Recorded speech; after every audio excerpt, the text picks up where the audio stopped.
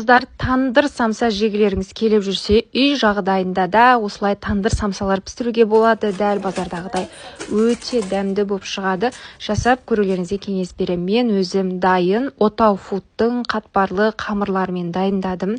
Әрине, қамырды өзіңізде қолдан дайындасаңыз болады, бірақ осылай дайын күйінде уақыт үнемдейді. Әрине, Отау Фудтың осы қатпарлы қамырларымен самсалар күшті шығады. Самсаның ортасына етті салмамызды салып, осылай буып түйіп, артық қамырын алып тастаймыз, және бізге жұмыртқаның сарысы мен ағы қажет болады. Екеуін екіге ажыратып аламыз, екі жұмыртқаның ағы мен сарысын. Және осы противенді мен қатты қыздырдым духовкада. Қызып тұрған противенге жұмыртқаның ағына осылай самсаны мала отырып жапсырамыз.